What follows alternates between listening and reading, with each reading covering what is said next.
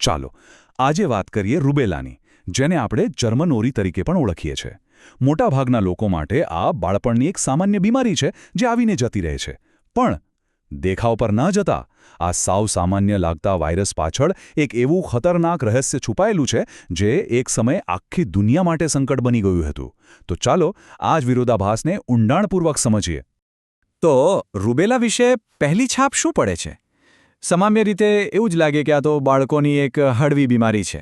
પણ જેમ આપણે આગળ જોઈશું, આ વાર્તાનો માત્ર એક નાનો હિસ્સો જ છે. વિજ્ઞાનની ભાષામાં કહીએ તો રૂબેલાની વ્યાખ્યા કંઈક આવી છે. અહીં બે શબ્દો પર ખાસ ધ્યાન આપવા જેવું છે: હળવો અને તીવ્ર. તીવ્ર એટલે કે જે ઝડપથી આવે અને ઝડપથી જ જતો રહે. એટલે આ વ્યાખ્યા સાંભળીને તો એવું જ લાગે કે આ કોઈ ગંભીર રોગ નથી. અને આ જ તો મોટો સવાલ છે, ખરું ને? જો આ બીમારી આટલી સામાન્ય અને હળવી છે, તો પછી આટલી બધી ચિંતા શાની? ચાલો આની પાછળનું કારણ શોધીએ. બાળકોમાં તો આનો ક્રમ એકદમ સીધો-સાદો હોય છે. પહેલા ચહેરા પર ગુલાબી ફોલ્લીઓ દેખાય, પછી એ ધીમે ધીમે આખા શરીર પર ફેલાય અને બસ 3 જ દિવસમાં ગાયબ પણ થઈ જાય. આ જ કારણે તો એને 3 દિવસીય ઓરી પણ કહેવાય છે. બધું એકદમ સરળ લાગે છે. હા, એની એક ખાસ ઓળખ પણ છે. કાનની પાછળ અને ગરદનના ભાગમાં લસિકા ગાંઠોમાં સોજો આવી જાય છે. અત્યાર સુધી તો બધું એકદમ સામાન્ય બાળપણની બીમારી જેવું જ સંગળાય છે, નહીં? અને હવે આપણે આ વાર્તાના સૌથી મહત્વના અને ચોંકાવનારા ભાગ પર આવીએ છીએ. કારણ કે રૂબેલાની સાચી હકીકત બે દર્દીઓની વાર્તા જેવી છે, જેના પરિણામો એકબીજાથી તદ્દન અલગ હોય છે. જુઓ, એક તરફ એક બાળક છે, એને થોડો તાવ, ફોલ્લીઓ થાય છે, અને થોડા દિવસોમાં તો એ રમતું પણ થઈ જાય છે. હવે બીજી તરફ જુઓ, એક ગર્ભવતી સ્ત્રી. કદાચ એને તો ખબર પણ નથી કે એને ચેપ લાગ્યો છે, કારણ કે લક્ષણો દેખાતા જ નથી. પણ વાયરસ ચૂપચાપ પ્લેસેન્ટાને પાર કરીને ગર્ભ સુધી પહોંચી જાય છે. જ્યાં બાળકમાં ઝડપથી રિકવરી આવે છે, ત્યાં ગર્ભ માટે આ વાયરસ વિનાશક જન્મજાત ખામીઓનું કારણ બને છે. આ જ રૂબેલાનો સૌથી મોટો અને ભયાનક વિરોધાભાસ છે. અને આ આખી વાતને વધુ ગંભીર બનાવે છે આ આંકડો: 14 થી 21 દિવસ. આ એનો ઇન્ક્યુબેશન પીરિયડ છે, એટલે કે ચેપ લાગ્યા પછી લક્ષણો દેખાતા 2 થી 3 અઠવાડિયા લાગી શકે છે. હવે વિચારો, આટલા લાંબા સમય સુધી કોઈ વ્યક્તિને ખબર જ ના હોય કે તે ચેપ ફેલાવી રહી છે, અને જો એ કોઈ ગર્ભવતી સ્ત્રીના સંપર્કમાં આવે તો પરિણામ ભયાનક હોઈ શકે છે. ગર્ભાવસ્થા દરમિયાન જ્યારે રૂબેલાનો ચેપ લાગે, ત્યારે તેના જે ગંભીર પરિણામો આવે છે, તેને એક ચોક્કસ નામ આપવામાં આવ્યું છે: કોન્જેનાઇટલ રૂબેલા સિન્ડ્રોમ.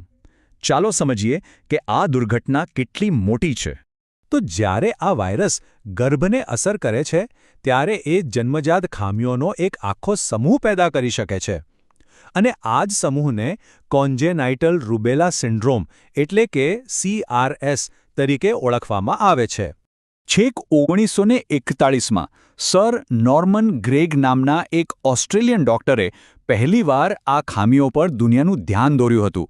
તેમણે 3 મુખ્ય સમસ્યા ઓળખી કાઢી, જે આજે પણ ગ્રેગની ત્રિપુટી તરીકે જાણીતી છે. અને આ 3 મુખ્ય સમસ્યાઓ કઈ છે? પહેલું, મોતિયો, જેના કારણે બાળક કાયમ માટે દૃષ્ટિ ગુમાવી શકે છે. બીજું, હૃદયની ગંભીર ખામીઓ.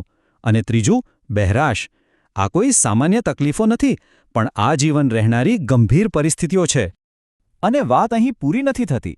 CRS બીજી ઘણી ભયંકર સમસ્યાઓ નોતરી શકે છે, જેવી કે માઇક્રોસેફેલી એટલે કે નાનું માથું, માનસિક વિકાસમાં ઉણપ અને જન્મ સમયે ત્વચા પર જાંબલી ડાઘ, જેને વિચિત્ર રીતે બ્લૂબેરી મફિન રેશ પણ કહેવાય છે.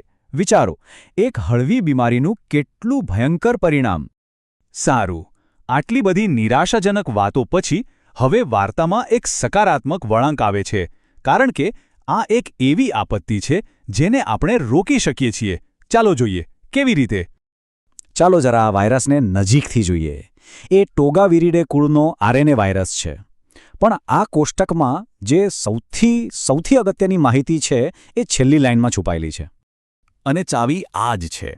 રૂબેલા વાયરસનો ફક્ત એક જ સેરોટાઇપ છે. આનો સીધો મતલબ એ છે કે આ વાયરસ બહુ સ્થિર છે.